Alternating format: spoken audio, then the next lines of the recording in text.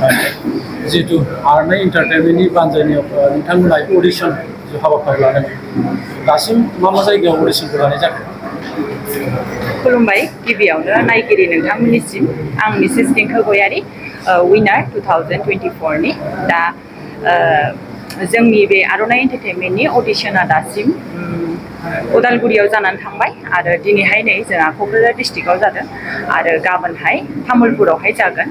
दा बेवहाय गोबां फैदों कन्टेस्टेन्टफ्रा दा गोबां मोजां कन्टेस्टेन्टफोर फैदों टेलेन्टेड गथ'फोर फैदों आरो दा सोलिगासिनो नायनोसै आरो दा माबायदि जाबावो अडिशना। साबैसे बासिनाय जायो अडिशनाव? दा जोङो बेवहाय गासै 15 खरि लानो नागिरदों आरो मोनसे केटेगरियावहाय जोंना केटेगरि दङ मिस्टारावहाय 15 लानोसै ओमफ्राय मिसआवहाय 15 ओमफ्राय मिसेसफोरनि दङ ओमफ्राय टिननि दङ मिस्टार टिन एन्ड मिस टिननि दङ आरो किड्सफोरनिबो दङ। बिनि फाइनाला माब्ला जागोन? बिनि फाइनाला जोंना बड'फा कालचारेल कमप्लेक्सआवहाय 5 आरो 6 जुलाइआवहाय जानो थांगासिनो दङ। नोंथांमोना रानार्स आप जाबाय नोंथांमोना बेनि आरनाय एन्टारटेनमेन्टनिफ्राय बबेहाय पार्टिसिपेट खालामनो? जोङो आरनाय एन्टारटेनमेन्टआवहाय जे बे बादायलायनायाव जों जयी जानानै जोङो थांनाय बोसोरावहाय जि माबायाव दिल्लीयावहाय बड'लेण्ड महोत्सव जानानै थांबाय जों बेवहाय जोङो दिन्थिफुंनो मोन्दों जोंनि माबाखौ रोंगौथिखौ जोंनि माबाखौ टेलेन्टखौ। जिथु बे एन्टारटेनमेन्टनि बानजायनायाव जिथु अडिशन लानानै माखासे देरहासार जानानै बेफोरनि एचिभमेन्टआ नेसनेल लेभेलफ्राव माबायदि दङ? माबायदि माने एक्सपार्ट जायो माने नेसनेल लेभेलाव माबायदि जुजिनो हायो बिसोर? बेवहाय जुजिनो जेनेबा हायो जेनेबा गावनि रोंगौथिफोरखौ देखायहैनांगौ मानांगौ गुबुन जायगानिफ्रायबो गुबुन स्टेटनिफ्रायबो गोबां फैयो दा बेफोरजों बिसोरजों कम्पिट खालामनायाबो गोरलै नङा नालाय बेखायनो जोंबो जोंनि जायगानिफ्राय मोजाङै नाजानानै मोजाङै थांनांगोन आरो बेवहाय जाफुंसारहैनो थाखाय। मा मुं ना?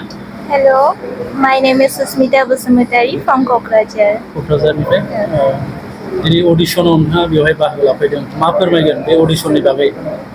नोंथांनि थाखाय बे अडिशना नोंथांनि एम लाइफआव मा सोलायनाय लाबोगोन मा दावगानाय लाबोगोन? Beer biad mazang platform. Like this platform is good to represent yourself and to show who are you. That's all. First time na maning audition? No, this is not my first time. This is my third time. First I did at college event and second also I did at college event. And this is my third time.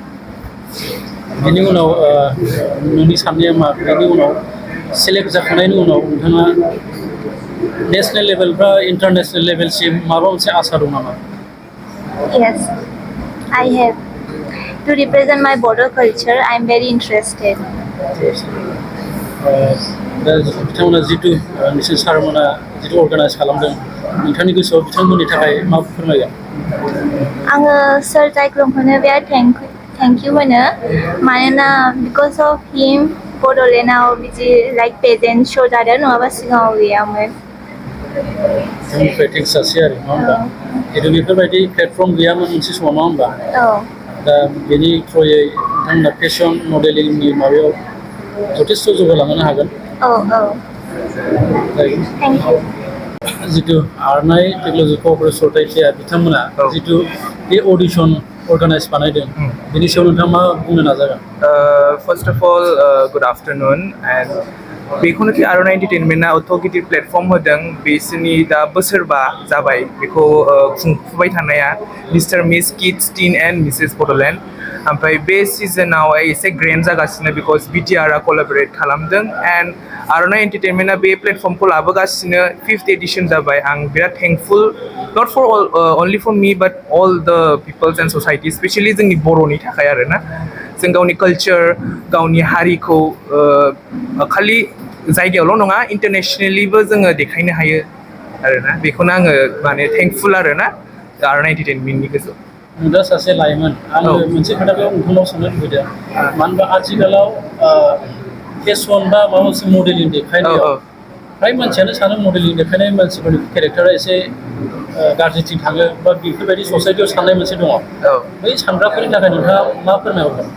दाबो बिदिया थिंकिंआ stereotypes जेखौ जोङो इंलिसाव होनो बेयो दाबो दङ खिन्थु बिदि नङा जेनेखे एग्जाम्पल आङो गावखौनो होयो आङो सासे मास्टार डिग्री स्टुडेन्ट आङो रिसेन्टलिसो बड'लेण्ड इउनिभार्सिटिनिफ्राय पास आउट जादों ओमफ्राय बिदि नङा कि खालि बिउटि बा नङाबा गावनि फिजिक बडि दंबासो बिदि नङा गावनि पार्सनेलिटि गावनि फरायनायखौ लानानैबो बे माने श'सफ्राव पेजेन्ट्सआवहाय नोङो माबा माने कम्पिट खालामनो हायो कन्टेस्ट खालामनो हायो आरोना बेखौनो आं होनो सानो आरोना जितु आर'नाइ बिथांमोना जितु अर्गानाइज खालामो बेवहाय मा फोरमायो जे लाइमोनफोरनि जि जाखांफुनाय लाइमोनफ्रा बेनि गेजेरजों मा मुलाम्फा जागोन सानो नोंथाङा फार्स्ट अफ अल पार्सनेलिटि बिल्डआप जायो ओमफ्राय जोङो गालि जायगायावल' नङा जों गासिखौबो जोंनि बड'लेण्डनि बाहेरायाव आसामनि नर्थ इस्टनि बाहेरायावबो जों गुबुन गुबुन मानसिफोरखौ लोगो मोनो बिसोरजों कमिउनिकेट खालामो जोङो बिसोरनि कालचारखौबो बुजियो